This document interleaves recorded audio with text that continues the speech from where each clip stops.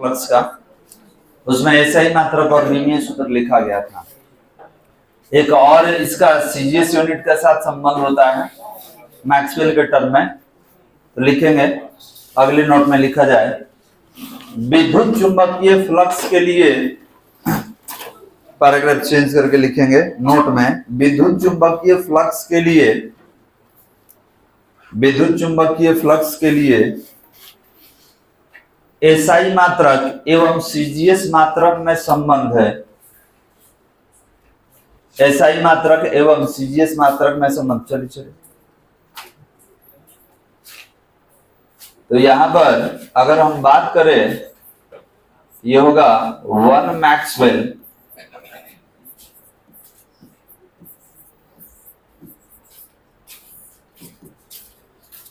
(10⁻⁸ weber.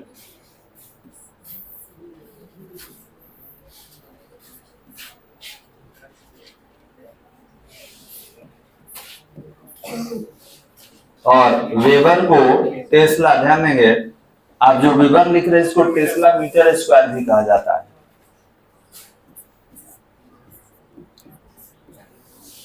और याद रखेंगे हम लोग पीछे ही पढ़े थे कि वेबर जो होगा that is equivalent to tesla meter square. चलिए आगे, चलिए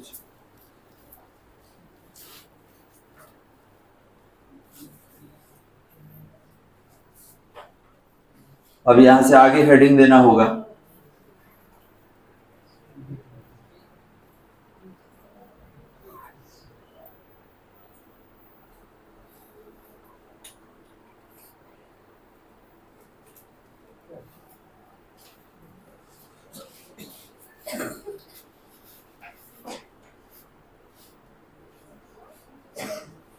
हो गया वाला, हेडिंग दिया जाए विद्युत चुंबकीय प्रेरण के लिए, विद्युत चुंबकीय प्रेरण के लिए फैराडे का नियम, विद्युत चुंबकीय प्रेरण के लिए फैराडे का नियम, हेडिंग देंगे विद्युत चुंबकीय प्रेरण के लिए फैराडे का नियम, विद्युत चुंबकीय प्रेरण के लिए फैराडे का नियम।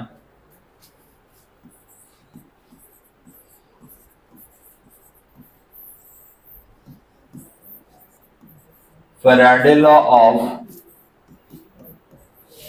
इलेक्ट्रोमैग्नेटिक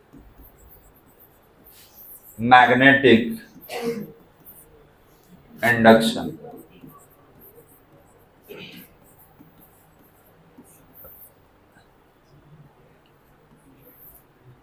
लिखेंगे Faraday's law of electromagnetic induction, विद्युत चुंबकीय प्रेरण के लिए फैराडे का नियम।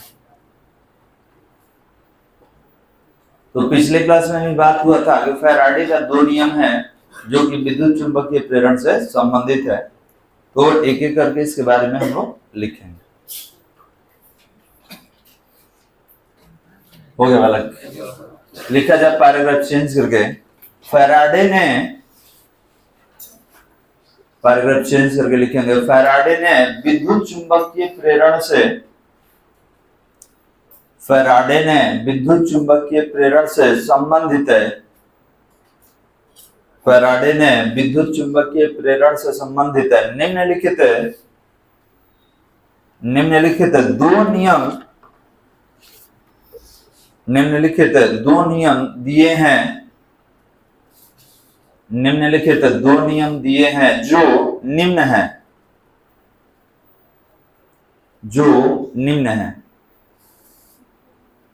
और डैश दे दीजिए। हो गया वाला, तो 2 नियम है, एक एक करके लिखना होगा। सबसे पहले 1 नंबर में लिखेंगे फैराडे का पहला नियम, फैराडे फर्स्ट लॉ, 1 नंबर में लिखा जाए फैराडे का पहला नियम,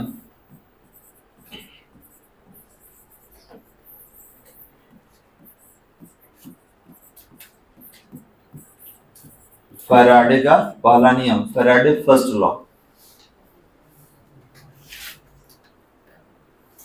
हो गया वाला। अब ये लिखने के बाद सेकंड वाला लिखेंगे। लिखा जाए किसी कुंडली से संबंधित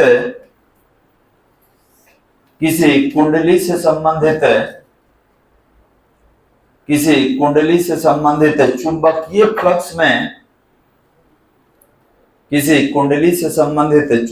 फ्लक्स में परिवर्तन होता है। किसी कुंडली से संबंधित चुंबकीय फ्लक्स में परिवर्तन होता है तो कुंडली में परिवर्तन होता है तो कुंडली में प्रेरित विद्युत वाहक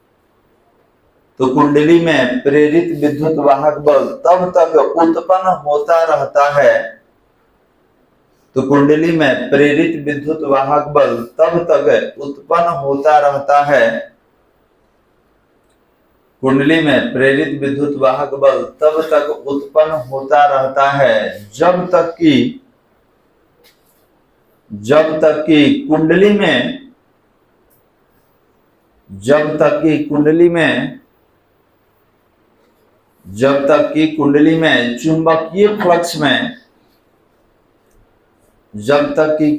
में चुंबकीय फ्लक्स में परिवर्तन होता है। जब तक कि कुंडली में चुंबकीय फ्लक्स में परिवर्तन होता है। हो गया बालक। चलिए इसको समझते हैं ये नियम क्या है, तो ध्यान देंगे। सबसे पहले एक इंडक्टर हम लेते हैं और इसको एमीटर से जोड़ दिया जाए, कनेक्ट कर दिया जाए, और इसके नजदीक में कोई मैग्नेट रखा जाए नॉर्थ पोल और साउथ पोल का। और मैग्नेट से आप जानते हैं कि चुंबकीय बल रेखा फ्रॉम नॉर्थ टू साउथ निकलते रहता है बालक, ठीक।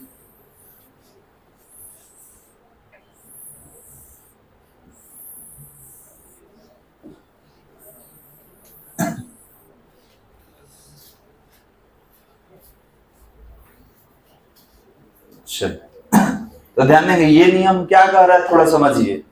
ये नियम कह रहा है कि जब तक फ्लक्स में, जैसे यहां पर ला दिए तो पहले एक लाइन गया, एक विद्युत चुंबकीय बल रेखा गया, फिर 2 गया, 3 गया, ऐसे करते करते पूरा इसका संख्या ज्यादा हो जा रहा है, ठीक है। तो फ्लक्स में परिवर्तन हो रहा है। कैसे?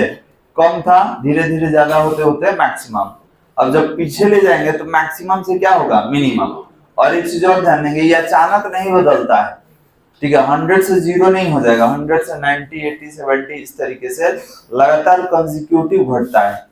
तो आप बोलेंगे सर ये तो परिवर्तन हो रहा है, तो बिल्कुल याद रखिए, जब ये आप आगे पीछे करना छोड़ दीजिएगा, जब फ्लक्स में परिवर्तन रुक जाएगा तो इसमें विद्युत वाहक बल नहीं बनेगा, और जब विद्युत वाहक बल नहीं बनेगा तो इसमें धारा भी नहीं बनेगा।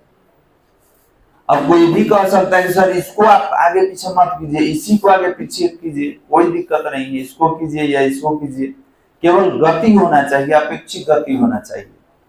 तो पहला नियम कहता है कि जब तक फ्लक्स में परिवर्तन होगा और तब तक ही कौन बनता है, विद्युत वाहक बल, इलेक्ट्रोमोटिव फोर्स।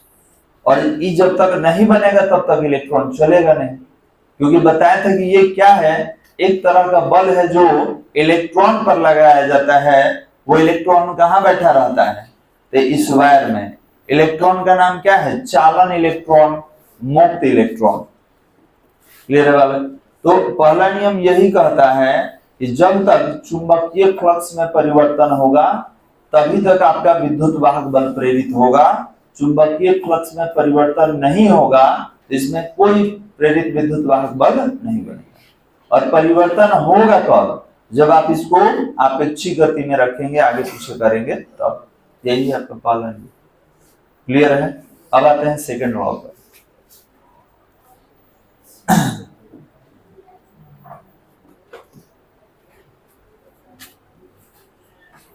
लिखेंगे 2 नंबर में फैराडे का दूसरा नियम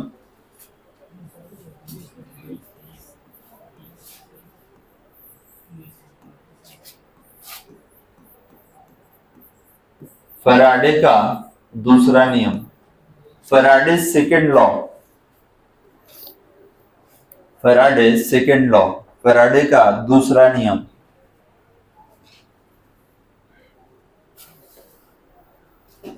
हो गया, लिखा जाए किसी कुंडली में उत्पन्न, किसी कुंडली में उत्पन्न, किसी कुंडली में उत्पन्न प्रेरित विद्युत वाहक बल, किसी कुंडली में उत्पन्न प्रेरित विद्युत वाहक बल, किसी कुंडली में उत्पन्न प्रेरित विद्युत वाहक बल, प्रेरित विद्युत वाहक बल कुंडली से संबंधित, प्रेरित विद्युत वाहक बल कुंडली से संबंधित, कुंडली से संबंधित चुंबकीय फ्लक्स में, कुंडली से संबंधित चुंबकीय फ्लक्स में परिवर्तन के, चुंबकीय फ्लक्स में परिवर्तन के, चुंबकीय फ्लक्स में परिवर्तन के दर के, चुंबकीय फ्लक्स में परिवर्तन के दर के समानुपाती होता है, चुंबकीय फ्लक्स में परिवर्तन के दर के समानुपाती होता है, समानुपाती होता है। बस हो गया, ठीक है। अब कुछ लिख लेंगे, इसके बाद ही हम समझेंगे इसके बारे में कि ये क्या कह रहा है। तो ध्यान देंगे, आपको लिखना होगा पैराग्राफ चेंज करके। क्या कर रहा है जी, बंद करवाओगे ना तू मोबाइल। लिखेंगे माना φ1 बराबर, पैराग्राफ चेंज करके लिखा जाए, माना φ1 बराबर t1 समय पर, माना φ1 बराबर t1 समय पर चुंबकीय फ्लक्स, φ1 बराबर t1 समय पर चुंबकीय फ्लक्स, φ2 बराबर इसके नीचे, φ2 बराबर t2 समय पर चुंबकीय फ्लक्स, φ2 बराबर t2 समय पर चुंबकीय फ्लक्स, t2 समय पर चुंबकीय फ्लक्स। हो गया, इसके नीचे लिखेंगे t2 minus t1, t2 minus t1 समय अंतराल में, समय अंतराल में परिवर्तन, समय अंतराल में परिवर्तन।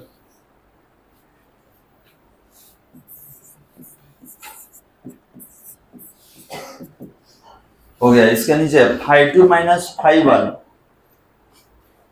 φ2 माइनस φ1 समय अंतराल में चुंबकीय फ्लक्स में परिवर्तन, समय अंतराल में चुंबकीय फ्लक्स में परिवर्तन,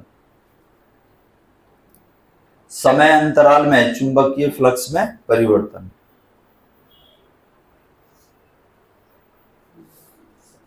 हो गया वाला। चलिए अब देखिए, आपने जो लिखा, अब इसको थोड़ा समझा जाए कि सर ये क्या हम लोग लिख रहे हैं। तो देखिए, फैराडे का दूसरा नियम कहता है कि जो विद्युत वाहक बल होगा ये समानुपाती होगा फ्लक्स में परिवर्तन के दर का। तो हमको ये बताइए कि यहाँ पर अगर पहला पोजीशन हम ले ले इसका, इसको थोड़ा सा आगे लाते हैं। हम यहाँ पर अभी एंट्री कर रहे हैं बालक, यहाँ पर फर्स्ट पोजीशन है। तो ये बताइए कि यहाँ t1 समय पर इसका फ्लक्स कितना काउंट होगा, φ1। और जब और ये अंदर आएगा, यहाँ से ये और बीच में आ जाएगा, तो इसका फ्लक्स बढ़ेगा कि घटेगा, बढ़ेगा। तो यहाँ पर अगर फ्लक्स φ2 लेंगे तो टाइम कितना होगा, t2। अब आपने बोला फ्लक्स में परिवर्तन हो गया, यहाँ 10 था यहाँ 100 हो गया, तो परिवर्तन कैसे निकालिएगा, ज्यादा में से कम को माइनस करके। अब ये परिवर्तन किसके साथ साथ हुआ है, समय के साथ साथ हुआ है। तो यहाँ पे लिखेंगे कि सर जो विद्युत वाहक बल है इस समानुपाती है किसका, तो फ्लक्स में परिवर्तन का। तो क्या इसको φ2 - φ1 लिख सकते हैं, और समय जो होता है साथ साथ, इसीलिए एक वर्ड यूज किया गया है दर। तो जब दर आ जाए तो याद रखिएगा इस समय के साथ साथ परिवर्तित हो रहा है, कोई दिक्कत बालक। अब ये समानुपाती के जब चिन्ह हटाएंगे तो एक नियतांक ले लीजिएगा के, और इसको आप जो आपने परिवर्तन लिखा है इसको आप d5 भी कह सकते हैं, और नीचे वाले को क्या बोल सकते हैं, dt। क्लियर है बालक, ये क्या हो जाएगा d5/dt। अब ये एक नियतांक है, इसका वैल्यू 1 से आप हटा सकते हैं, और ये हो जाएगा एप्टा इक्वल टू माइनस नहीं, एक चीज और माइनस यहाँ ऐड करेंगे, लेकिन माइनस के बारे में थोड़ा सा लिखना होगा कि सर ये माइनस कहां से आ गया। देखिए इसमें होता क्या है कि बार बार जब आप उसको मैग्नेट को गतिशील कराएंगे तो वो भी चुंबकित हो जाता है और वो आपके ही गति का विरोध करता है। ठीक है, इसके लिए हम लोग माइनस लेते हैं, लेकिन माइनस के लिए हम लोग लैंग्वेज थोड़ा सा लिखेंगे। तो यहां से यहां तक समझ में आ रहा है कि विद्युत वाहक बल, प्रेरित विद्युत वाहक बल समानुपाती है किसका, तो समय के सापेक्ष फ्लक्स में परिवर्तन के दर का। इस समानुपाती का चिन्ह हट गया, एक नियतांक ले लिए के, और d5 परिवर्तन को d से इंडिकेट करेंगे, d5/dt। के का वैल्यू 1 नियतांक है तो देंगे, ये कितना हो जाएगा, तो एप्टा इक्वल टू d5/dt। इसको समीकरण 1 लिखा जाए, लिखेंगे और यहां से लिखना है, और यहां लिखना होगा जहां के एक नियतांक है।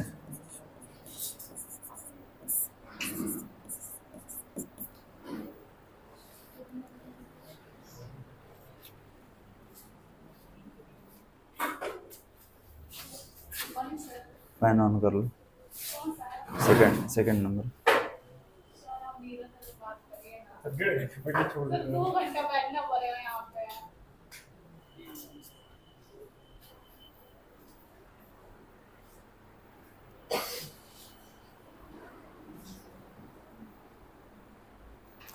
हो गया बालक।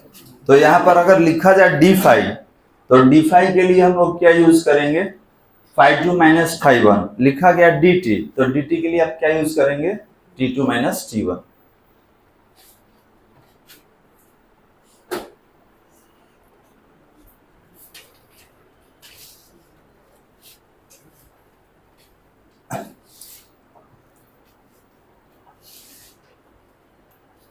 हो गया, चलिए। अब ये जो आप निकाले हैं, ध्यान देंगे आप एक लूप के लिए निकाले हैं, एक लूप के लिए कह देगा कि हमारे पास फेरों की संख्या कैपिटल N है। ठीक है, एक लूप नहीं है, बहुत सारा लूप है, बहुत सारा कुंडली है। तो जब N कुंडली कह देगा तो हमको क्या करना पड़ेगा, इससे मल्टीप्लाई करना होगा, क्योंकि ये तो आप एक कुंडली के लिए निकाले हैं। अगर कुंडली की संख्या मोर देन 1 हो तो क्या करेंगे, उससे मल्टीप्लाई करेंगे। और यहाँ पर एक माइनस का चिन्ह हम लोग ऐड करेंगे, ऋणात्मक चिन्ह। ऋणात्मक चिन्ह क्यों यूज करेंगे, थोड़ा सुन लीजिए। इसमें क्या होता है डायग्राम में कि जब आपको मालूम है कि चुंबक किसी पिंड को चुंबकित कर देता है, ठीक है, उसमें भी चुंबक का गुण आ जाता है, और जिसमें करंट का प्रवाह होगा उसमें चुंबक का गुण आ जाएगा। तो जब बार बार आप इसको आगे पीछे करते हैं तो इसमें करंट बनता है, जिसका नाम है प्रेरित विद्युत धारा। और याद रखेंगे कि इस क्वाइल में, जैसे ये क्वाइल ऐसे है, तो इसमें जब आप करंट ऐसे बनाएंगे तो जो अंगूठा होगा ये नॉर्थ पोल को इंडिकेट करेगा, मतलब आपका चुंबकीय क्षेत्र इधर और इधर बन जाएगा। तो इस चुंबक के कारण इसमें करंट आया, और इस करंट के कारण एक खुद चुंबक जैसा व्यवहार करने लगेगा, और जब ये खुद चुंबक बन जाएगा तो आपको क्या करेगा, प्रतिकर्षित करेगा। तो इस चीज को दिखलाने के लिए हम लोग क्या यूज करते हैं, माइनस यूज करते हैं। तो यहाँ पर, और ये नियम लेंज का नियम कहलाता है, जस्ट इसके बाद हम लोग आने वाले हैं। तो यहाँ पर हम लोग क्या यूज करने वाले हैं, एक माइनस यूज करने वाले हैं। तो लिखेंगे पैराग्राफ चेंज करके, यदि कुंडली में फेरों की संख्या यदि कुंडली में फेरों की संख्या कैपिटल एन हो तो, यदि कुंडली में फेरों की संख्या कैपिटल एन हो तो, कैपिटल एन हो तो समीकरण 1 से, कैपिटल एन हो तो समीकरण 1 से, समीकरण 1 से, और देखिए समीकरण 1 से क्या लिखेंगे, तो ये लिखेंगे minus n into d phi upon d t, और या minus n into phi two minus phi one, और नीचे क्या होगा t two minus t one. ये अलग नहीं है, वही है, केवल इसको हमें तोड़ दिए। अब माइनस के बारे में हम लोग को लिखना पड़ेगा कि माइनस बता क्या रहा है, पहले लिख लीजिए, उसके बाद लैंग्वेज बदल जाए।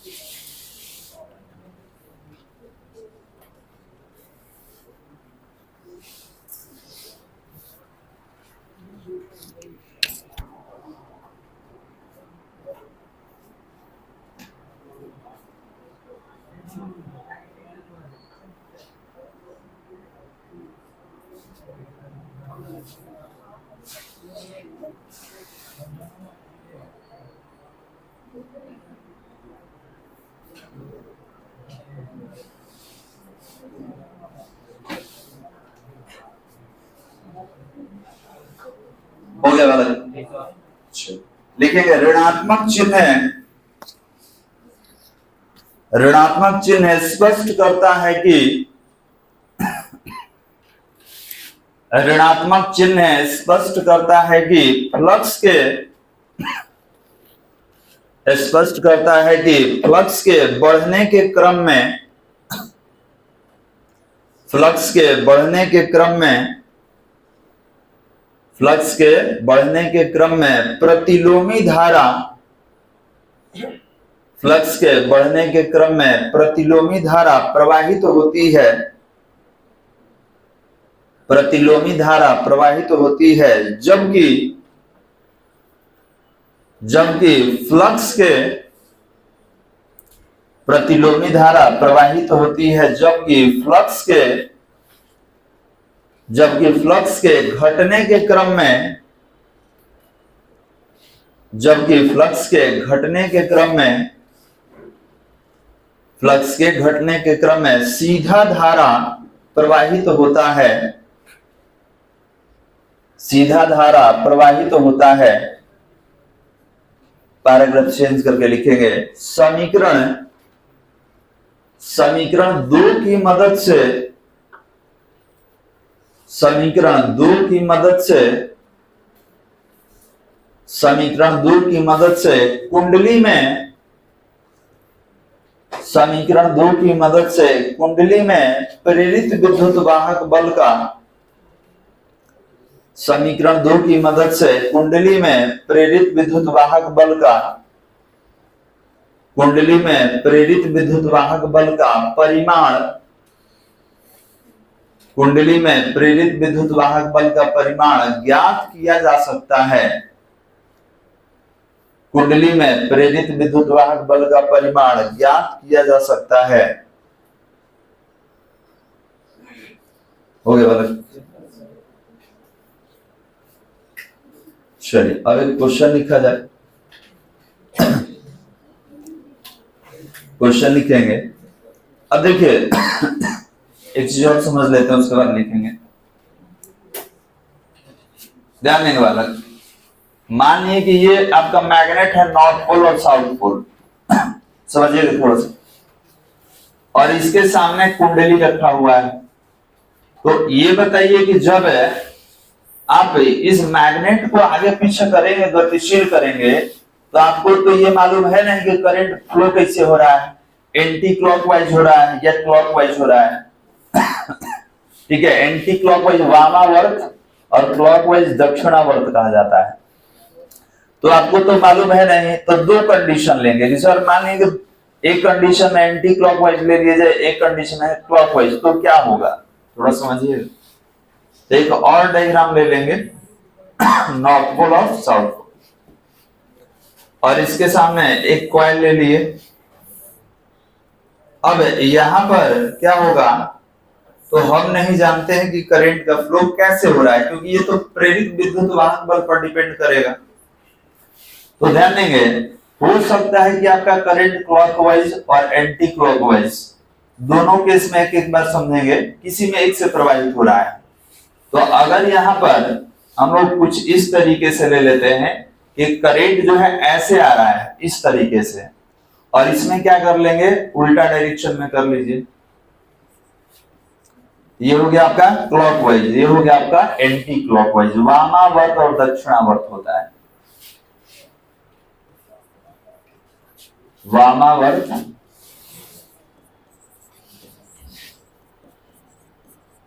दक्षिणावर्त, इंग्लिश में बात किया जाए तो इसको बोलेंगे हम लोग एंटी क्लॉकवाइज।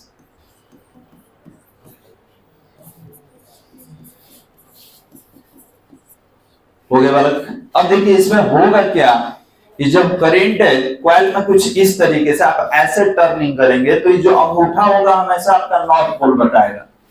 चुंबकीय क्षेत्र में याद कीजिए, हम लोग पीछे पढ़ चुके हैं फैराडे के कर्ल रूल में कि अगर ये करंट का दिशा बताएगा तो ये चुंबकीय क्षेत्र का दिशा बताएगा, और चुंबकीय क्षेत्र में ये अंगूठा किसको बताएगा, नॉर्थ पोल।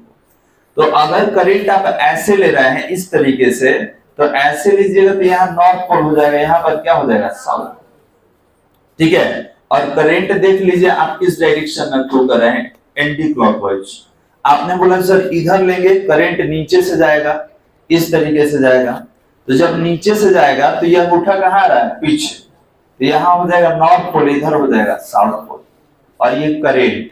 तो अब बताइए इसको क्या कहा जाएगा, अगर ये सीधा है तो उल्टा कहा जाएगा, प्रतिलोमी।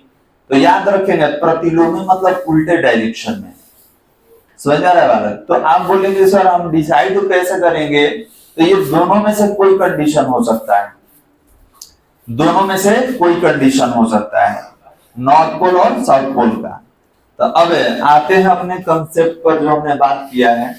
ये कह रहा है कि विद्युत वाहक बल किसके समानुपाती है, तो फ्लक्स में परिवर्तन का। और ये कंसेप्ट और मिला कि जब फ्लक्स ज्यादा तो प्रतिलोमी धारा, और जब फ्लक्स कम रहेगा तो सीधा धारा होगा। अब इससे संबंधित एक क्वेश्चन बनाएंगे और देखेंगे इसका यूज। क्वेश्चन लिखे तो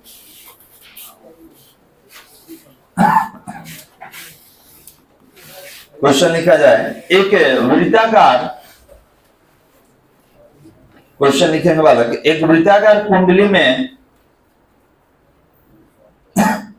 एक वृत्ताकार कुंडली में तार के, एक वृत्ताकार कुंडली में तार के 100 फेरे हैं, तार के 100 फेरे हैं तथा चुंबकीय फ्लक्स, तथा चुंबकीय फ्लक्स 0.10 वेबर है, तथा चुंबकीय फ्लक्स 0.10 वेबर है, यदि यह फ्लक्स 1/10 सेकेंड में, यदि यह फ्लक्स 1/10 सेकेंड में एक समान दर से, 1/10 सेकेंड में एक समान दर से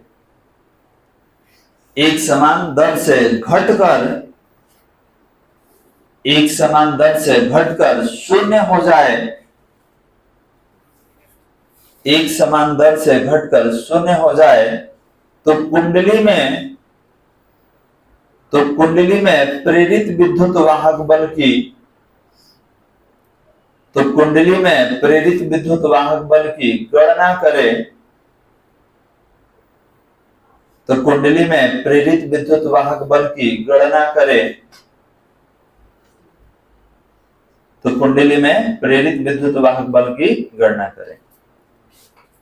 अब देखिए इसमें क्या कह रहा है, गिवन डाटा पे बात कर लेते हैं। तो कह दिया कि फ्लक्स जो है 0.10 वेबर है और इस समय के साथ घटकर ये 0 भी हो जा रहा है, लेकिन इस समय में परिवर्तन कितना हुआ है तो 1/10 सेकेंड। उसके बाद इसमें फेरों का संख्या दिया है, कितना है 100 है, यूज कर लेना है। पूछा क्या है तो प्रेरित विद्युत वाहक बल। तो अगर बात करें प्रेरित विद्युत वाहक बल का,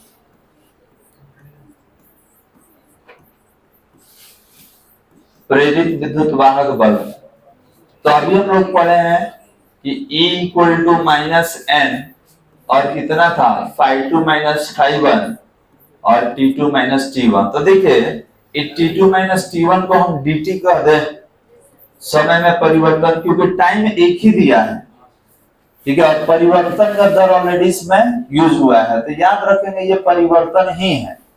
अगर फ्लक्स एक ही रहता, नहीं कहता कि 0 हुआ है, तो परिवर्तन का दर हमको बताता। यहां पर लिख सकते हैं n कितना है आपका जी 100।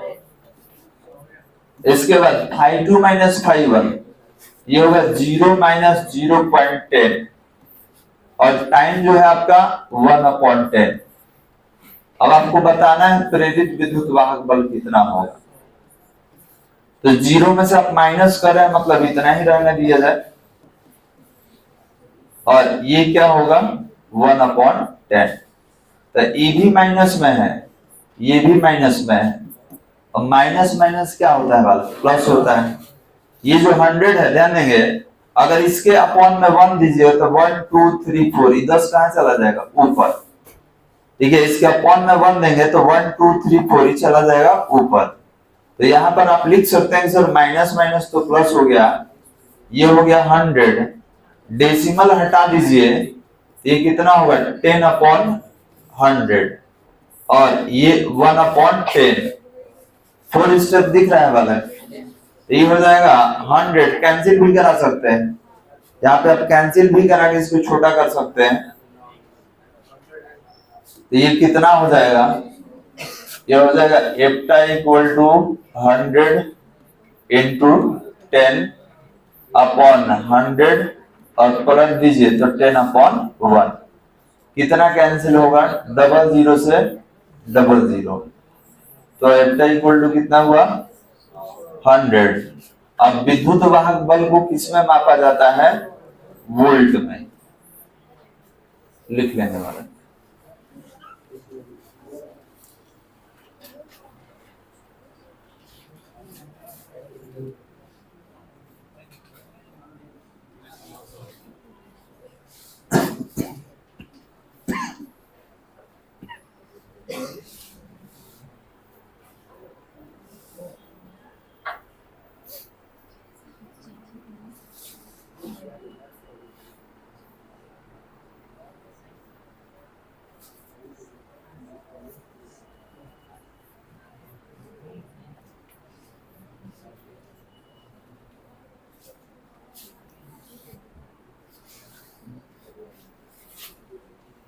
बनाओ कर के आगे।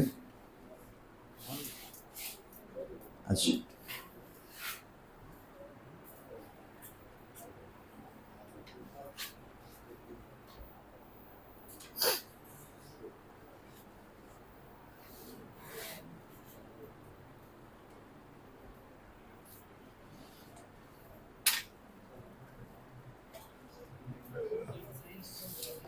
तो याद रखेंगे सेकेंड लॉ बहुत ज्यादा इंपॉर्टेंट है आपका। फैराडे के जो सेकेंड लॉ हम लोग पढ़े हैं, ये बराबर आपके एग्जाम में पूछा जाता है। अब इसके बाद एक और लॉ है जिसका नाम है लेंज लॉ, उस पर हम लोग बात करेंगे। कॉलेज को आप समाप्त कीजिए, इसको आगे बढ़ा दीजिए।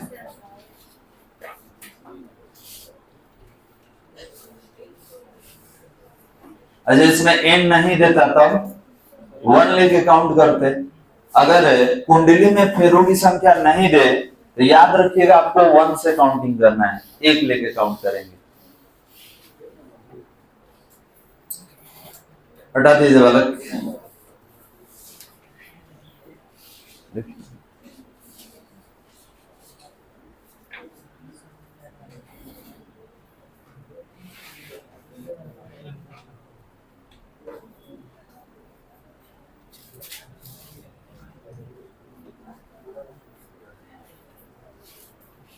इसके नीचे लिखे तो ये जो रिजल्ट आप निकाले इसके नीचे लिखेंगे।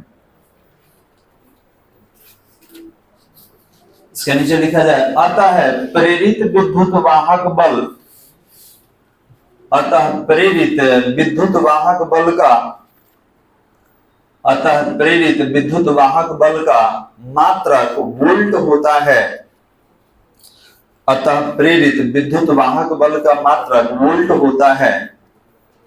ध्यान देंगे, अब इसमें प्रेरित लग गया, बहुत आदमी डिस्टर्ब हो जाएंगे, विद्युत वाहक बल का पढ़े थे, ये तो प्रेरित है, तो प्रेरित हो या प्रेरित नहीं हो, जब विद्युत वाहक बल आ गया तो हम लोग क्या यूज करेंगे, वोल्ट।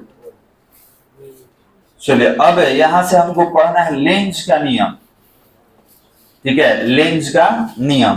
तो एक जर्मन साइंटिस्ट है, उन्होंने 1833 में एक नियम दिया इसी चुंबकत्व से संबंधित, प्रेरण से संबंधित, जिसको लेंज का नियम कहा जाता है। हेनरिक लेंज नाम है, थोड़ा समझेंगे इसके बारे में। हेडिंग दिया जाए पहले, लेंज का नियम।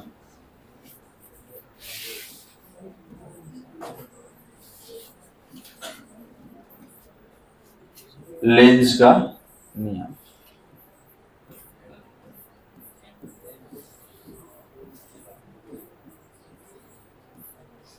Lenz law.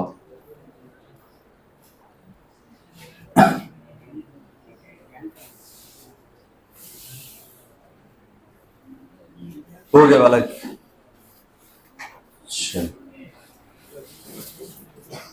अब देखिए ये क्या बताया था, थोड़ा सा इसको समझना होगा, ठीक है, समझा जाए उसके बाद लिखेंगे इसके बारे में।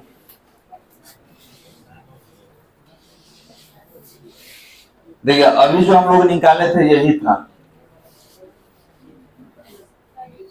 E इक्वल टू कितना, -n into d∅dt।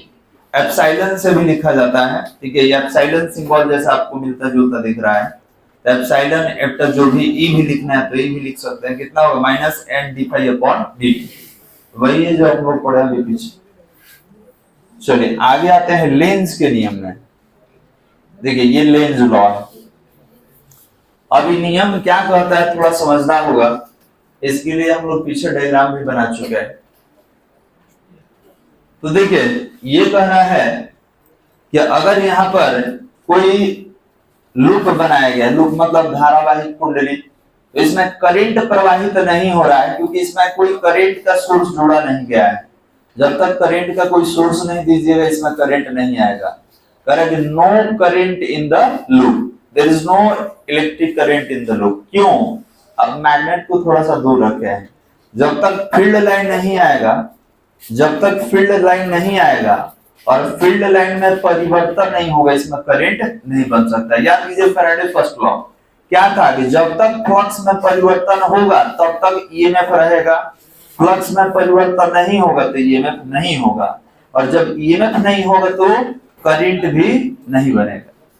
Second case में देखिए इसको नजदीक लाया जा रहा है, तरह डायरेक्शन ऑफ मूवमेंट सामने लाया गया, तो जब सामने आप लाइएगा तो इससे होकर क्या गुजरेगा, चुंबकीय बल रेखा, और जब चुंबकीय बल रेखा किसी सतह से होकर गुजरता है तो नाम क्या हो जाता है, चुंबकीय फ्लक्स। और जैसे जैसे नजदीक ले जाएंगे फ्लक्स का वैल्यू क्या हो जाएगा, बढ़ जाएगा। अब देखिए इसमें क्या होता है बालक, तो इसके लिए हम एक और डायग्राम लेंगे जो हम लोग खुद बनाए हैं। इसके लिए डायग्राम में आते हैं पीछे, थोड़ा सा देखना होगा ये वाला डायग्राम। इसमें क्या होता है, इसमें एक हटा दे रहे हैं, एक का ही काम। देखिए इसमें क्या होगा बालक, इसमें होता ये है कि जैसे आप इसको नजदीक लाते हैं, ध्यान देंगे बालक, जैसे आप इसको नजदीक लाते हैं तो इसमें प्रेरित धारा का प्रवाह होता है, और जब प्रेरित धारा का प्रवाह कैसा होगा, वामावर्त प्रेरित धारा का प्रवाह होता है, तो इस स्थिति में ये चुंबकीय क्षेत्र बनाता है, और जब ये चुंबकीय क्षेत्र बनाएगा तो क्षेत्र का डायरेक्शन कहाँ होगा, तो सामने नॉर्थ पोल होगा और पीछे साउथ पोल। तो ये क्या करता है, तो ये भी चुंबकीय क्षेत्र बनाना शुरू करता है। क्यों शुरू करेगा, तो आपको मालूम है कि जब किसी परिपथ में धारा का प्रवाह हो, वो भी कुंडली में, वो क्या करता है, चुंबकीय क्षेत्र का निर्माण करता है। अब हमको ये बताइए कि ये नॉर्थ पोल है और ये भी नॉर्थ पोल है, आप कहाँ लाए हैं, तो नजदीक ला रहे हैं। ये नॉर्थ पोल है और ये भी क्या बन गया, नॉर्थ पोल बन गया।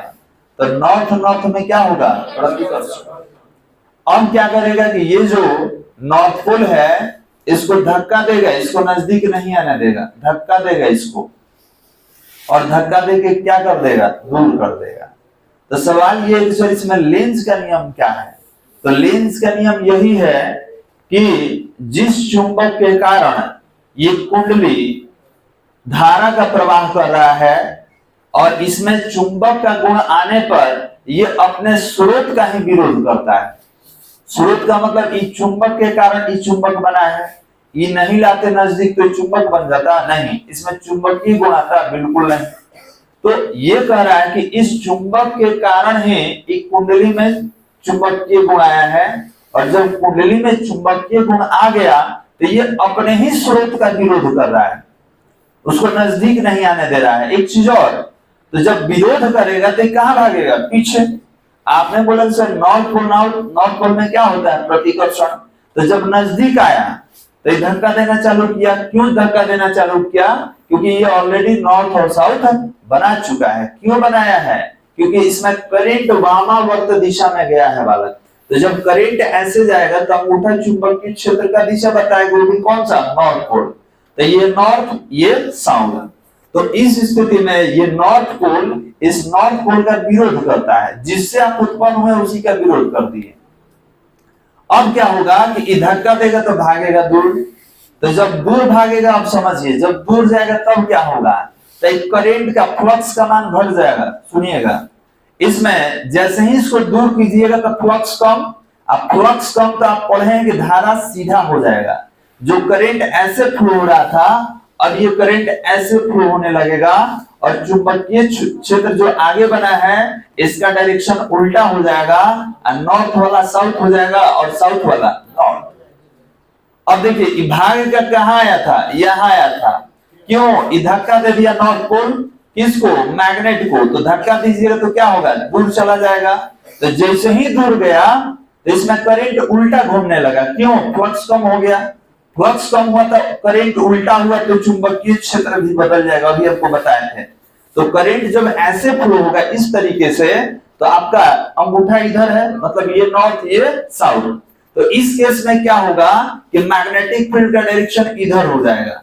तो अब ये साउथ पोल नॉर्थ पोल, तो साउथ नॉर्थ में क्या होता है, फिर खींच लेगा, मतलब ना दूर जाने देगा ना नजदीक आने देगा, दोनों काम करेगा। समझ में आ रहा है, आपको भगाएगा भी आपको बुलाएगा भी, दोनों काम करेगा। और एक चीज यहाँ पर नियम क्या है, तो नियम पहला वाला ही है। देखिए तो मालूम चल गया कि सब दूर जाएगा तो साउथ हो जाएगा, नॉर्थ हो जाएगा, और साउथ नॉर्थ में क्या होता है, अट्रैक्शन, फिर खींचेगा, फिर आइएगा, फिर भगाएगा। तो ये प्रक्रिया चलते रहता है, और नहीं चलेगा तो फ्लक्स का परिवर्तन नहीं होगा। मैग्नेट आकर यहाँ पर स्टेबल हो जाए तो आपका करंट बन जाएगा, नहीं, कब तक नहीं बनेगा, जब तक मैग्नेट आगे पीछे नहीं करे। तो आगे पीछे करने वाला उपाय खुद कर लिया कि आइए इधर से आएगा तो नॉर्थ पोल बन गया, तो नॉर्थ में प्रतिकर्षण, फिर भगाएगा, दूर जाइएगा तो करंट प्रतिलोम चलेगा उल्टा, तो चुंबकीय क्षेत्र बदल गया, तो साउथ या नॉर्थ, फिर क्या होगा, अट्रैक्शन। तो बार बार ये प्रक्रिया चलते रहता है। इसमें लेंज का नियम क्या है, तो लेंज का नियम सुन लीजिए, अभी लिखेंगे दोनों के बारे में। लेंज का नियम यही है कि कुंडली जिस चुंबक के कारण चुंबकीय गुण रखता है ये अपने ही स्रोत का विरोध कर देता है, अपने ही स्रोत का विरोध कर देता है, इसी को कहा जाता है लेंज लॉ। क्लियर है बालक। और ध्यान देंगे आपसे ऑब्जेक्टिव बहुत इंपॉर्टेंट क्वेश्चन पूछा जाता है, सुन लीजिए। मतलब इस अगर टॉपिक से पूछा जाता है ये रहेगा क्वेश्चन पूछा जाता है कि लेंज का नियम किस सिद्धांत पर आधारित है, तो याद रखेंगे लेंज का नियम ऊर्जा संरक्षण के सिद्धांत पर आधारित है, ऊर्जा संरक्षण के सिद्धांत पर आधारित है। अब आप कहिए सर कैसे मालूम चल गया, तो ये बताइए कि इसके अंदर विरोध करने का क्षमता कहां से आया, इस मैग्नेट से। तो अब बताइए ऊर्जा का स्थानांतरण ही ना हो रहा है बालक, ये ऊर्जा का स्थानांतरण ही है। तो याद रखेंगे ऊर्जा का तो नाश होता नहीं है, केवल एक रूप से दूसरे रूप में स्थानांतरित होता है। बाकी हमारे नेचर में एनर्जी कांस्टेंट है, ठीक है, अचर है, ये बदलता नहीं। तो that is called Lenz law. Diagram के माध्यम से थोड़ा देखिए। अब देखिए यही अभी आपको बता रहे थे कि नजदीक आया तो मैग्नेटिक फील्ड नॉर्थ बन गया, इसका विरोध किया, तो देखिए फिर दूर जाना शुरू किया है और करंट का डायरेक्शन यहाँ देख लीजिए उल्टा लिया गया है। अब और डायग्राम थोड़ा सा देखेंगे तो इसमें भी वही है कि जब नजदीक लाया गया तो current the coil repels the magnet, ये कॉइल जो है मैग्नेट को रिपेल करेगा और रिपेल करेगा तो ये कहां जाना शुरू करेगा, दूर, और जब दूर जाएगा तो the coil attract the magnet. क्यों? क्योंकि यहाँ पे क्या बन चुका है, समझ आ रहा है कि नजदीक आ रहा था तो आप नॉर्थ बना दिए कि नॉर्थ में रिपल्सन हो गया, और जब दूर जाने लगा तो आप में फ्लक्स कम हो गया, फ्लक्स कम हुआ तो करंट उल्टा घूम गया, मैग्नेटिक फील्ड चेंज, ये हो गया साउथ और नॉर्थ साउथ में अट्रैक्शन। क्लियर है बालक? हाँ, उल्टा करके ले जाएंगे तो साउथ पोल को इधर करके ले जाएंगे तो उल्टा चलेगा, सारा प्रक्रिया उल्टा हो जाएगा। जैसे आप कहिए सर साउथ को इधर रखेंगे तब तो कोई दिक्कत नहीं है। अब ये जो यहाँ साउथ था तो यहाँ साउथ बन जाएगा, समझ में आ रहा है? नॉर्थ जो हो रहा है अगर साउथ रखिएगा तो साउथ बना लेगा, उधर नॉर्थ बना लेगा, ठीक है। कोई भी कह सकता है कि मैग्नेट को नहीं ले जाएंगे, कॉइल को ले जाएंगे, तब बात वही है ना जी। अब मानिए कि तरबूजा पे चाकू गिरे या चाकू कटेगा तो तरबूजा ना जी, है कि नहीं? फिलिप ने को बोला था, ठीक है। तो बस वही कहानी है यहाँ भी, इसको इधर लाइए, इसको इधर ले जाइए, कोई दिक्कत नहीं, कहीं ले जाएंगे। फिर ये भी डायग्राम वही कह रहा है, ये भी तो वही है कि नजदीक ले गया तो नॉर्थ हो गया, नॉर्थ वाला धक्का दे दिया, वो बाहर आ गया, ठीक है।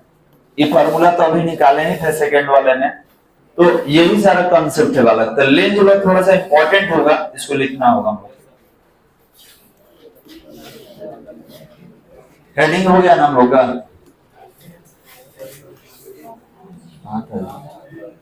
लेंज का चलिए लिखेंगे, लेंज के नियम है, बात नहीं पीछे लिखा जाए। सन 1833 ईस्वी में, सन 1833 ईस्वी में जर्मन वैज्ञानिक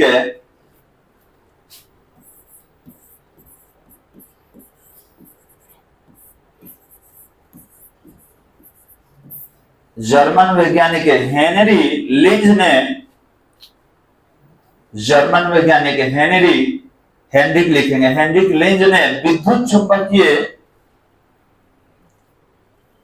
हेनरिक लिंज ने विद्युत चुंबकीय प्रेरण के कारण, विद्युत चुंबकीय प्रेरण के कारण उत्पन्न, विद्युत चुंबकीय प्रेरण के कारण उत्पन्न, विद्युत चुंबकीय प्रेरण के कारण उत्पन्न विद्युत वाहक बल, उत्पन्न विद्युत वाहक बल, विद्युत वाहक बल या प्रेरित धारा की दिशा, उत्पन्न विद्युत वाहक बल या प्रेरित धारा की दिशा ज्ञात करने के लिए, प्रेरित धारा की दिशा ज्ञात करने के लिए, प्रेरित धारा की दिशा ज्ञात करने के लिए एक नियम का प्रतिपादन किया, ज्ञात करने के लिए एक नियम का प्रतिपादन किया, एक नियम का प्रतिपादन किया जिसे लेंज का नियम कहते हैं, एक नियम का प्रतिपादन किया जिसे लेंज का नियम कहते हैं, जिसे लेंज का नियम कहते हैं। हो गया वाला, पैराग्राफ चेंज करके लिखा जाए। इस नियम के अनुसार, पैराग्राफ चेंज करके लिखना होगा। इस नियम के अनुसार इस नियम के अनुसार इन्वर्टेड कॉमा में, इन्वर्टेड कॉमा दीजिए, किसी परिपथ में प्रेरित विद्युत वाहक बल, किसी परिपथ में प्रेरित विद्युत वाहक बल अथवा प्रेरित धारा की दिशा, प्रेरित विद्युत वाहक बल अथवा प्रेरित धारा की दिशा इस प्रकार होती है कि, प्रेरित धारा की दिशा इस प्रकार होती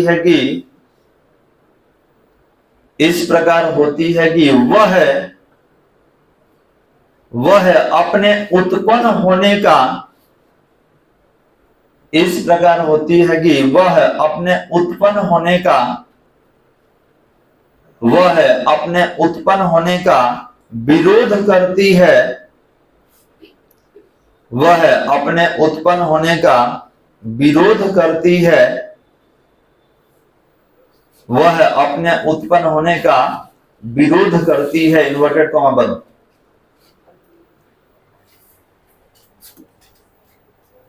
अब हम लोग दो डायग्राम बनाए थे, इरेज हो गया काम। हाँ चलिए फिर से बना दे रहे हैं। तो वही दो डायग्राम बनाना होगा, एक नजदीक लेके आप जाइएगा तब, एक दूर आएगा तब, ठीक है। तो कौन डायग्राम बना सकते हैं? तो ये दोनों डायग्राम बना सकते हैं, बन जाएगा ना दोनों।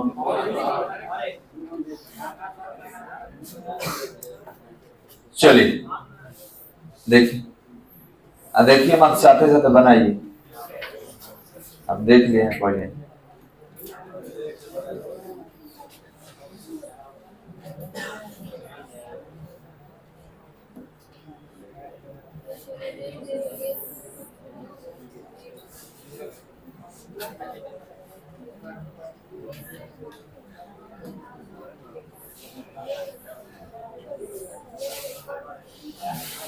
बात नहीं,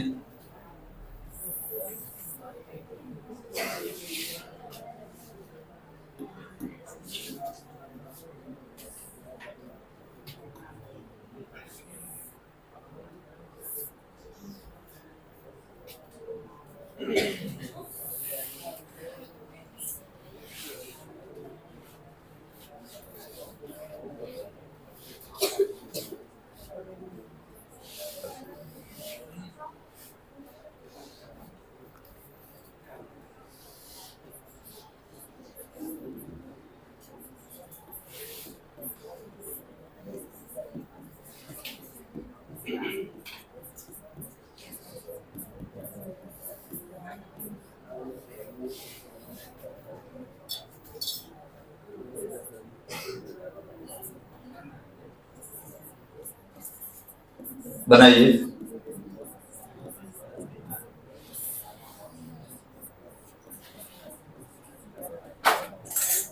दो कंडीशन में ले रहे हैं तो दो लैंग्वेज लिखेंगे, याद रखिएगा, फर्स्ट और सेकंड करके दो लैंग्वेज लिखेंगे, एक बार इसके लिए एक बार बगल वाले के लिए। तो इसमें क्या होगा, आपका करंट का डायरेक्शन कुछ इस तरीके से,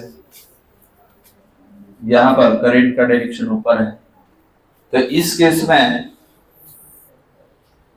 मैग्नेटिक फील्ड इधर ही बन जाता है।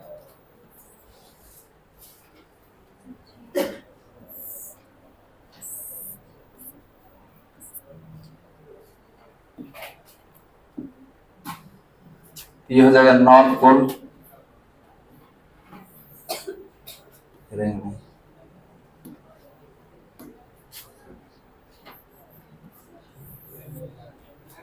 और ये हो जाएगा साउथ पोल। और ये कब लिया गया है, जब इसको हमें कॉइल की तरफ गति कराए हैं, नजदीक आने के पश्चात क्या हुआ, ये नॉर्थ हो गया, ये साउथ। अब ये क्या करेगा, यहाँ पर लिखेंगे अभी लैंग्वेज इसके बारे में। तो आप बोलेंगे सर नजदीक आएगा तो यहाँ पर प्रतिकर्षण हो जाएगा,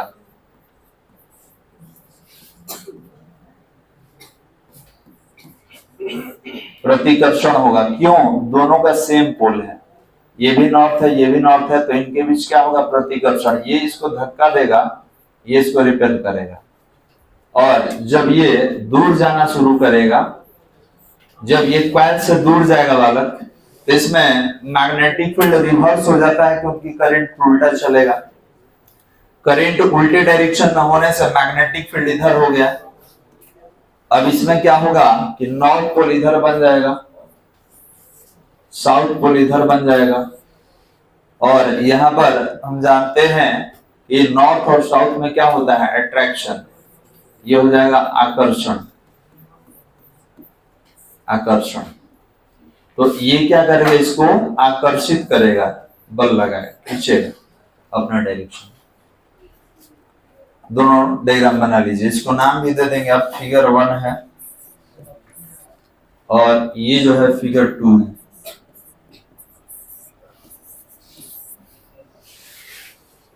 दोनों डायग्राम बना लेंगे।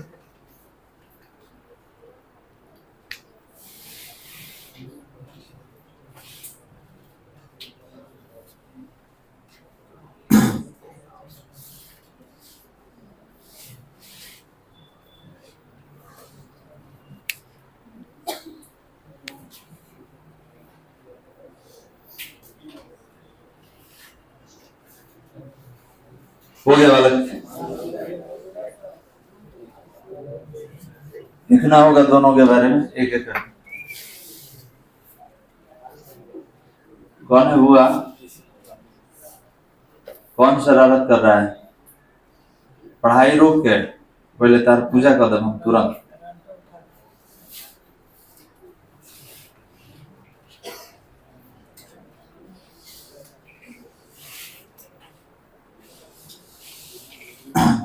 तो ये खड़ा करके पीटो, यूट्यूब पर डाल दे वीडियो, हो जी वायरल।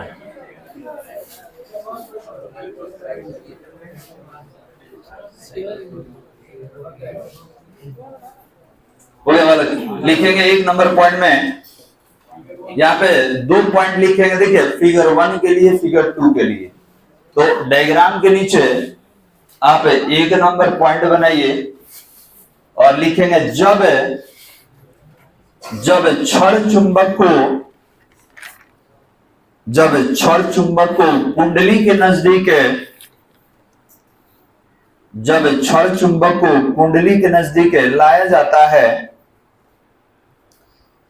कुंडली के नजदीक लाया जाता है, तब कुंडली में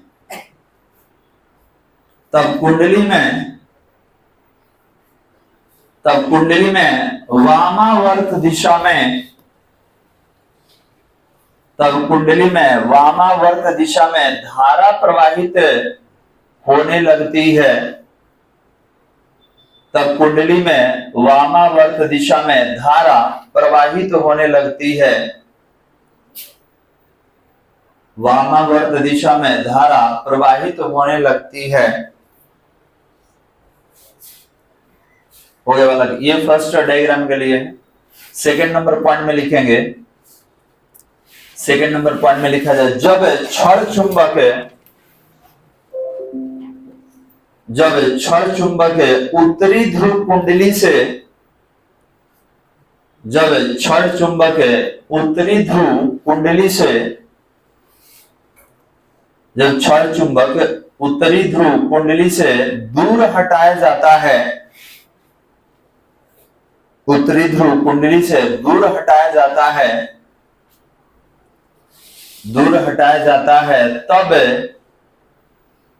तब कुंडली का निकट का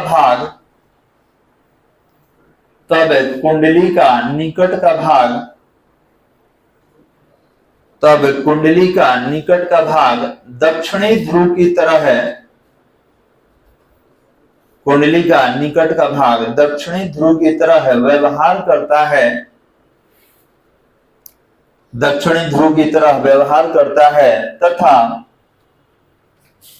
तथा प्रेरित धारा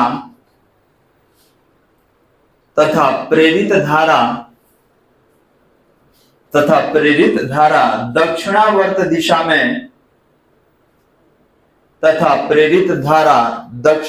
दिशा में, दक्षिणावर्त दिशा में प्रवाहित होने लगता है, दक्षिणावर्त दिशा में प्रवाहित होने लगता है। पैराग्राफ चेंज करके लिखेंगे, पॉइंट नहीं देना है, पैराग्राफ चेंज करके लिखना है। इससे यह निष्कर्ष प्राप्त होता है कि, इससे यह निष्कर्ष प्राप्त होता है कि, इससे यह निष्कर्ष प्राप्त होता है कि प्रेरित विद्युत वाहक बल, प्रेरित विद्युत वाहक बल ऐसे चुंबकत्व को, प्रेरित विद्युत वाहक बल ऐसे चुंबकत्व को उत्पन्न करता है, प्रेरित विद्युत वाहक बल ऐसे चुंबकत्व को उत्पन्न करता है, ऐसे चुंबकत्व को उत्पन्न करता है जो चुंबक की गति का, प्रेरित विद्युत वाहक बल ऐसे चुंबकत्व को उत्पन्न करता है जो चुंबक की गति का विरोध करता है, जो चुंबक की गति का विरोध करता है, जो चुंबक की गति का विरोध करता है। हो गया बालक? तो ये आपका रहा लेंज का नियम, लेंज का। अब देखिए इसमें ये भी क्वेश्चन पूछा जाता है कि बताइए कि लेंज का नियम कैसे ऊर्जा संरक्षण के सिद्धांत पर आधारित है। ये आप देखेंगे क्वेश्चन में बहुत बार क्वेश्चन आया हुआ है कि सिद्ध करें कि लेंज का नियम ऊर्जा संरक्षण के सिद्धांत पर आधारित है। तो पैराग्राफ चेंज करके हेडिंग देंगे लेंज के नियम के लिए, पैराग्राफ चेंज करके हेडिंग देंगे, छोटा ही पॉइंट है, लेंज के नियम के लिए ऊर्जा संरक्षण सिद्धांत, लेंज के नियम के लिए ऊर्जा संरक्षण सिद्धांत, लेंज के नियम के लिए ऊर्जा संरक्षण सिद्धांत। हो गया वाला, डैश दे देंगे। अब इसके बारे में थोड़ा सा लिखना होगा हम लोग को, लिखेंगे पैराग्राफ चेंज करके विद्युत चुंबकीय प्रेरण की घटना में, विद्युत चुंबकीय प्रेरण की घटना में, विद्युत चुंबकीय प्रेरण की घटना में कुंडली तथा चुंबकीय स्रोत के बीच, विद्युत चुंबकीय प्रेरण की घटना में कुंडली तथा चुंबकीय स्रोत के बीच, कुंडली तथा चुंबकीय स्रोत के बीच आपेक्षिक गति, चुंबकीय स्रोत के बीच आपेक्षिक गति कराने के लिए, स्रोत के बीच आपेक्षिक गति कराने के लिए, आपेक्षिक गति कराने के लिए किया गया कार्य ही,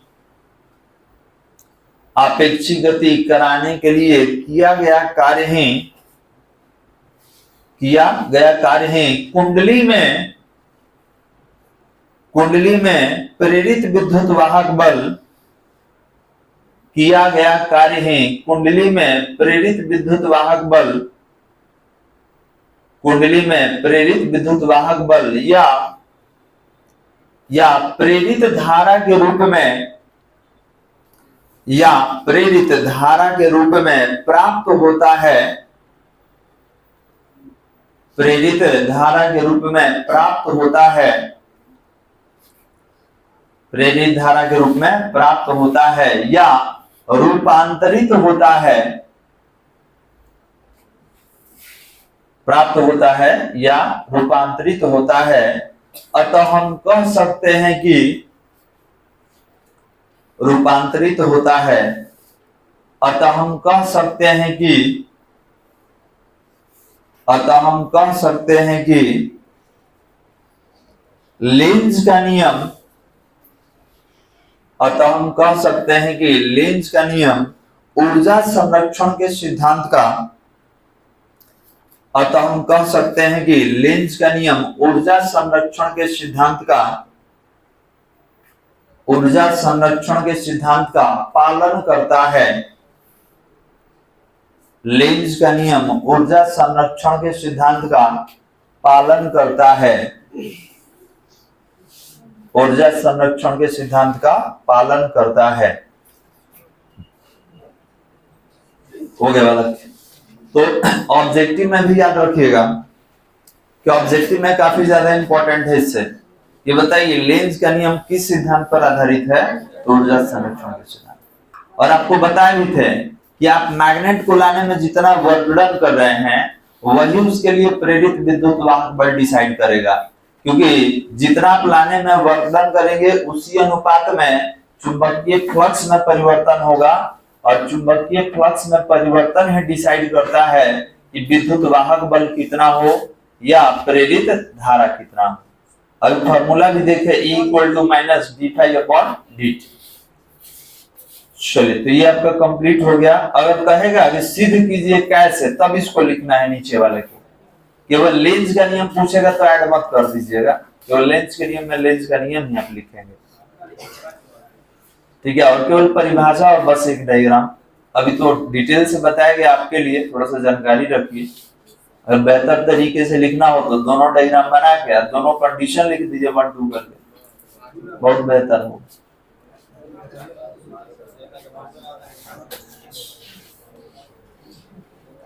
चलिए आगे बढ़ेंगे। अगला टॉपिक का नाम है गतिकीय विद्युत वाहक बल। अगला जो टॉपिक है इसका नाम है गतिकीय विद्युत वाहक बल। देखिए लिख दे रहे हैं।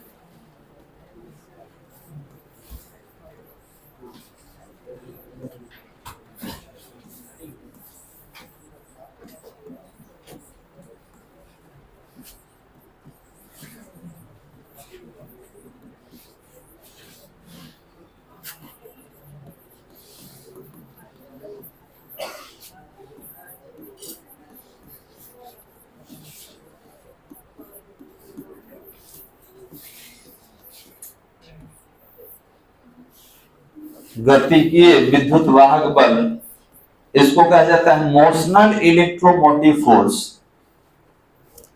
Motional electromotive force. और ध्यान देंगे वाले, आप जो इलेक्ट्रोमोटिव फोर्स लिखे हैं इसको शॉर्ट में हम लोग ईएमएफ भी लिखते हैं। आपको बताया गया पहले कि ईएमएफ भी हम लोग लिखते हैं। तो ईएमएफ क्या है? आपका इलेक्ट्रोमोटिव फोर्स है।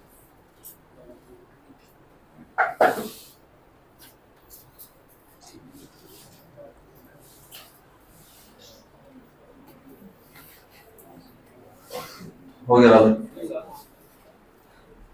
चलिए तो पहले परिभाषा लिखेंगे, इसके बाद डायग्राम बना के इसको समझा जाएगा और इसके बारे में डेरिवेशन करेंगे, ठीक है। तो ये जितना हम लोग डायग्राम देख रहे हैं ये सर आपका लेंज के नियम से संबंधित था।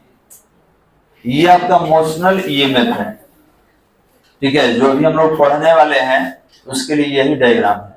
तो इसमें हम लोग क्या देख रहे हैं कि किसी चुंबकीय क्षेत्र में, ध्यान देंगे, किसी चुंबकीय क्षेत्र में किसी चुंबक को गतिशील कराया जा रहा है और इसके गति के कारण इसमें विद्युत वाहक बल में परिवर्तन हो रहा है।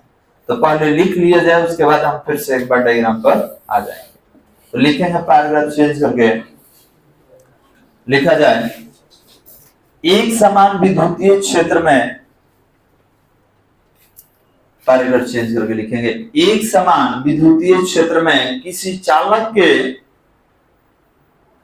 एक समान विद्युतीय क्षेत्र में किसी चालक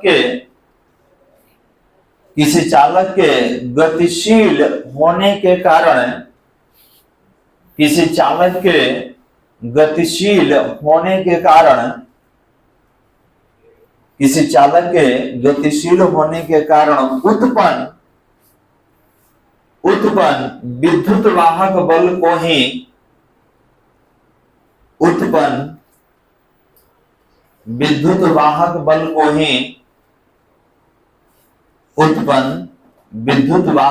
को ही गतिकीय विद्युत वाहक बल, उत्पन्न विद्युत वाहक बल को ही गतिकीय विद्युत वाहक बल कहा जाता है। गतिकीय विद्युत वाहक बल कहा जाता है। गतिकीय विद्युत वाहक बल कहा जाता है। हो गया वाला। अब देखिए क्या करेंगे, तो चुंबकीय क्षेत्र लेंगे। तो ये बताइए, चुंबकीय क्षेत्र आपको बताया गया था डॉट और क्रॉस के बारे में। तो ये बताइए कि डॉट से चुंबकीय क्षेत्र का दिशा आगे की ओर होगा या पीछे की ओर होगा, और क्रॉस पीछे की ओर। बात हुआ था। तो अभी आप डायग्राम ये देखे हैं, इसमें आपको क्रॉस जैसा दिख रहा होगा, ठीक है, मतलब ये पीछे की ओर है। तो याद रखेंगे चुंबकीय क्षेत्र अंदर की ओर है और ये पिंड का सतह है। तो हम बात कर चुके हैं, या तो हम लोग डॉट यूज करते हैं या तो क्रॉस। याद कीजिए लेंज के नियम से पहले हम लोग पढ़े थे आपका फ्लेमिंग लेफ्ट हैंड रूल, और उसमें निकालने का तरीका बताया गया था बल, वेग और चुंबकीय क्षेत्र के दिशा के बीच संबंध, और इसका दिशा भी ज्ञात करने का विधि हम लोग निकाले थे। एक दो दिन तो यही सीखे थे हम लोग। चलिए, तो थोड़ा सा डायग्राम हम लोग अलग बनाएंगे, ठीक है, देखिएगा क्या होगा।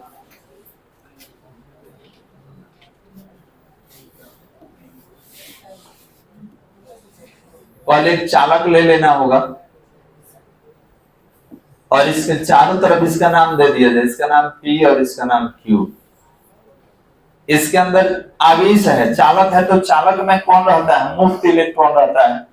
ध्यान देंगे, आप कोई कंडक्टर ले लिए हैं तो कंडक्टर किसको कहा जाएगा, जिसके अंदर चालन इलेक्ट्रॉन हो, मुक्त इलेक्ट्रॉन हो, ठीक है। तो यहाँ पर मान लीजिए कि इसके अंदर कोई चार्ज है और इसका कुछ लेंथ ले लेते हैं, ये लंबाई L है, और ये रखा कहाँ गया है,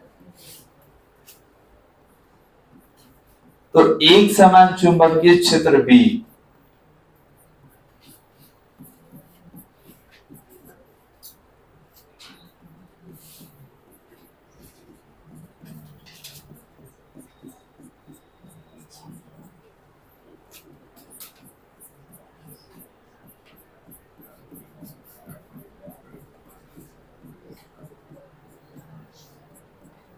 और यहां पर ये B का डायरेक्शन बताया क्रॉस। तो क्रॉस मतलब कहां होता है, इनवर्ड। डॉट रहता तो कहां होता, आउटवर्ड। क्लियर है वाला। पहले आप डायग्राम बनाइए, इसके बाद ही इसके बारे में समझेंगे और लिखेंगे। तो कोई चालक PQ है जिसको एक समान चुंबकीय क्षेत्र B में रखा गया है। इस चालक का लंबाई L है। चालक के एक सिरे पर आवेश Q को दिखलाया गया है, जिसको हम लोग आगे चल के गतिशील करेंगे। तो अब डायग्राम बना लीजिए, इसके बाद डायग्राम के बारे में हमको नीचे लिखना होगा।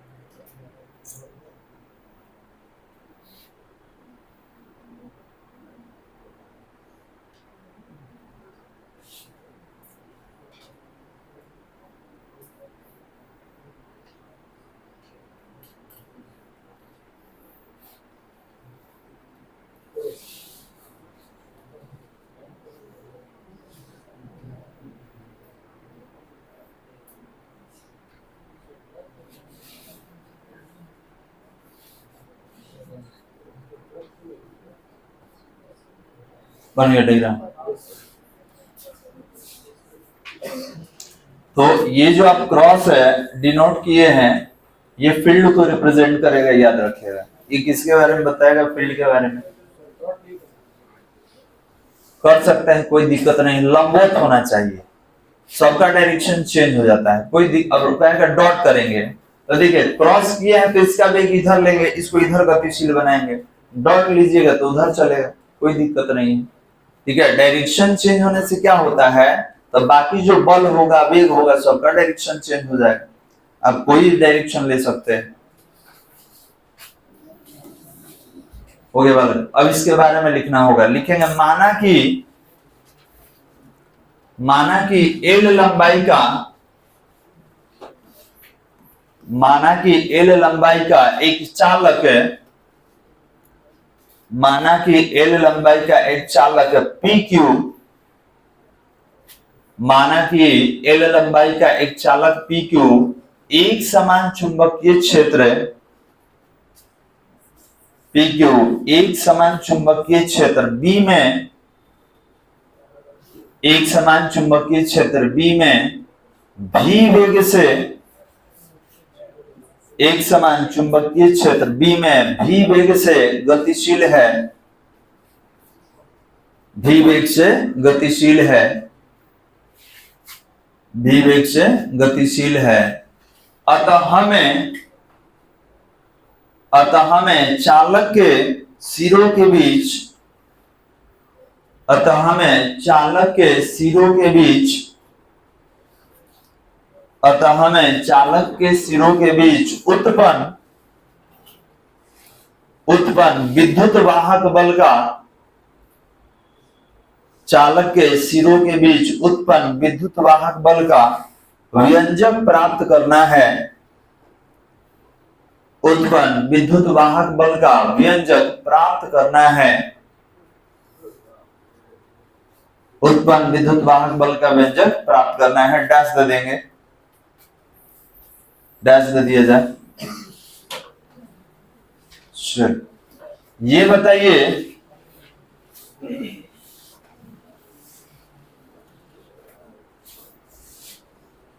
बताइए कि किसी एक समान चुंबकीय क्षेत्र में किसी चालक पर ज्यादा से ज्यादा कितना बल लग सकता है?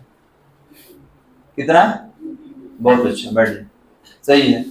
तो ध्यान देंगे, हम लोग पढ़े थे, पीछे ही पढ़े थे, क्यू भी बी साइन थीटा, और थीटा का वैल्यू 90 क्योंकि लंबवत है, बात हुआ ना जी के अंदर है लंबवत, स्वतः के लंबवत, तो 90 डिग्री बना। तो अगर साइन 90 ले लेंगे तो इस पर लगने वाला ज्यादा से ज्यादा बल कितना होगा? क्यू भी बी। मतलब ये जो क्षेत्र है इस पर अधिक से अधिक कितना बल लगाएगा? क्यू भी बी, उससे ज्यादा बल नहीं लगा पाता है। तो लिखेंगे पैराग्राफ चेंज करके, यदि चालक के अंदर, पैराग्राफ चेंज करके लिखा जाए, यदि चालक के अंदर स्थित कोई आवेश, यदि चालक के अंदर स्थित कोई आवेश ब्रैकेट में छोटा वाला क्यू लिख लीजिएगा, कोई आवेश स्मॉल क्यू भी वेग से गतिशील हो तो, कोई आवेश स्मॉल क्यू, सामने देखिए, स्मॉल क्यू भी वेग से गतिशील हो तो, भी वेग से गतिशील हो तो उस आवेशित कण पर लगने वाला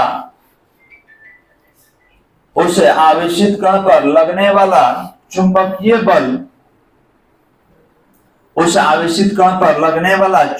बल, और डैश दे देंगे। तो अब बताइए कि इस पर चुंबकीय बल कितना लगेगा? तो हम लोग पढ़ चुके हैं पीछे कि एफ बी बराबर क्यू भी बी, समीकरण नंबर 1। ये अधिक से अधिक लगने वाला बल है किसी आवेशित कण पर, इसको लिख लीजिए।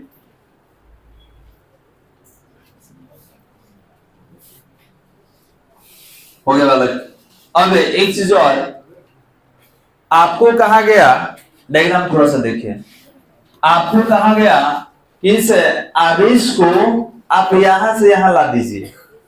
तो आप यहां से अगर यहां लाते हैं तो आप कितना दूरी इसको चला दिए? एल। और जब किसी आवेश पर आप बल लगा के उसको गति करा दिए, इसका मतलब कि आप कार्य कर दिए। कार्य बराबर होता है बल गुणे विस्थापन। तो सवाल यह है कि इस आवेश पर हम कितना बल लगाए हैं? तो क्यू भी बी, और बल लगा के कितना चलाए हैं? तो एल। तो अगर आपसे पूछा जाए कि कार्य निकालिए, तो कार्य बराबर क्या होगा? बल गुणे विस्थापन। बल भी है और विस्थापन भी। पैराग्राफ चेंज करने के लिखना होगा, लिखेंगे स्मॉल क्यू आवेश को स्मॉल क्यू आवेश को पी सिरे से क्यू सिरे तक, पी सिरे से क्यू सिरे तक विस्थापित करने में संपादित कार्य, विस्थापित करने में संपादित कार्य, विस्थापित करने में संपादित कार्य। तो बल कितना मिला था Q भी बी और विस्थापन कितना हुआ था L। इसको समीकरण 2 दे दिया जाए। Q भी बी क्या है, तो ये हो गया हमारा बल, चुंबकीय बल अभी हम लोग लिखे हैं, और विस्थापन कितना हुआ है, तो L हुआ है। लिख लिया जाए इसको।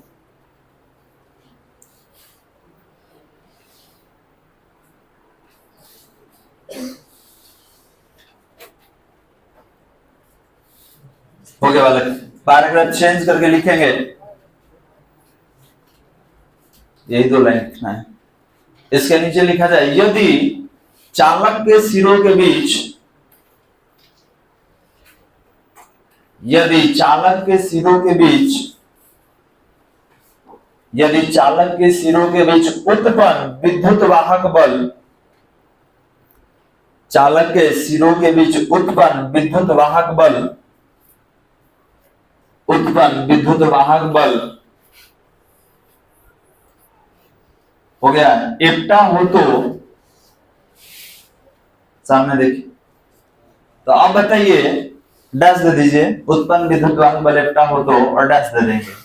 तो ये बताइए विद्युत वाहक बल होता क्या है, तो सर ये भी एक तरह का कार्य होता है। कैसा कार्य, आवेश को गतिशील बनाने में। याद कीजिए हम लोग विभव पढ़े थे, विद्युतीय विभव, तो क्या था, तो सर इकाई आवेश को अनंत से विद्युतीय क्षेत्र में लाने में किया गया कार्य। और ये भी पढ़े थे कि जो विद्युत वाहक बल है एक तरह का विभव ही होता है। तो यहाँ पर विद्युत वाहक बल कितना हो गया, तो कार्य बटा आवेश हो गया। अब आप कितना कार्य किए हैं, तो देखिए यहाँ पर Q है, V है, B है और L, और आवेश रहा Q से Q कैंसिल हो गया। तो विद्युत वाहक बल जो होगा आपका, ये कितना होगा, V, B और L। समीकरण नंबर 3 लिख लिया। समीकरण नंबर 3, और इसी समीकरण नंबर 3 को गतिकीय विद्युत वाहक बल कहा जाता है। बोले लिख लीजिए, उसके बाद लैंग्वेज बोल रहे हैं।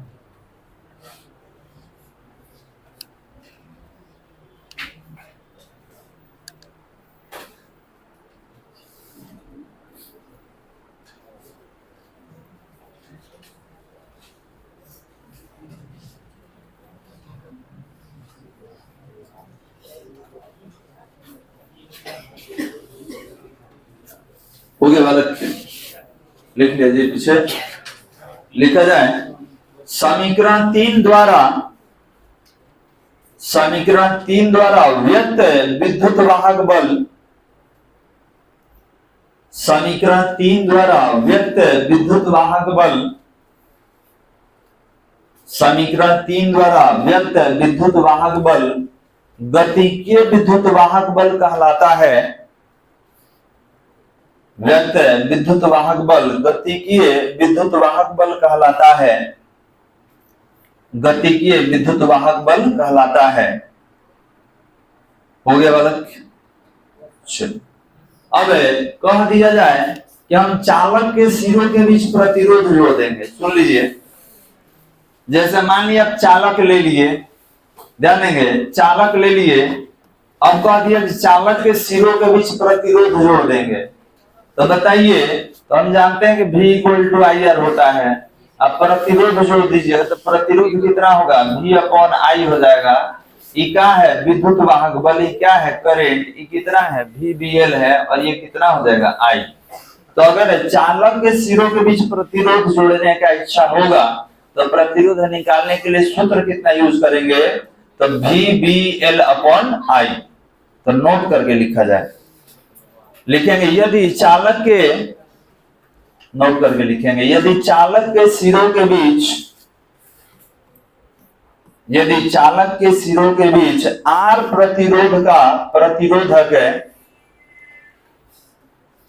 चालक के सिरों के बीच R प्रतिरोध का प्रतिरोधक है, R प्रतिरोध का प्रतिरोधक जोड़ा जाए,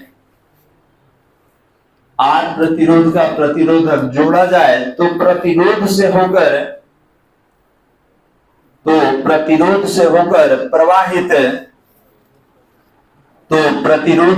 प्रवाहित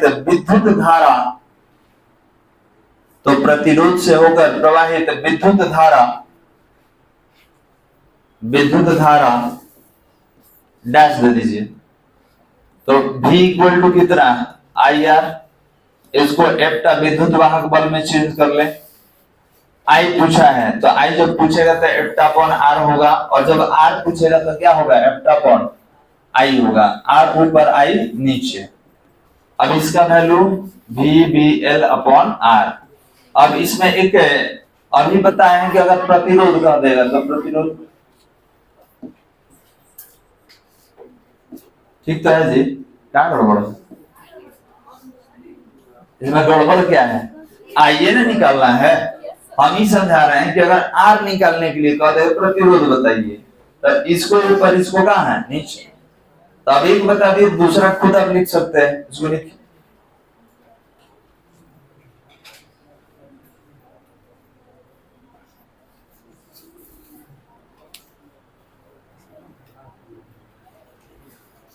हो गया बालक। अब यहां से आगे बढ़ेंगे, अगला टॉपिक का नाम है स्वप्रेरण और अन्योन्य प्रेरण। हो गया बालक, इसको लिख लिए।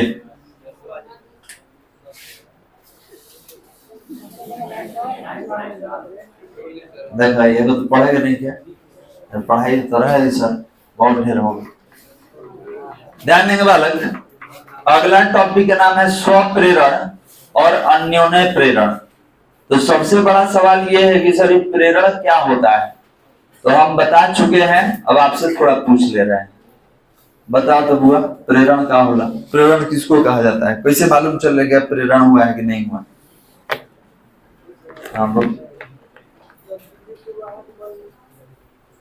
हाँ बोलिए, सुन रहे हैं, बोलिए, घूमते रहेंगे सुनते रहेंगे, बोलिए।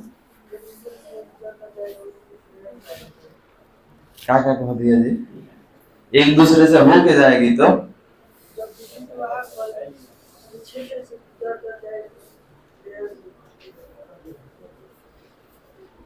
और कोई बालक जो समझा सके बैठ। तो ध्यान देंगे, सुनना होगा सबको ध्यान से, बोलिए।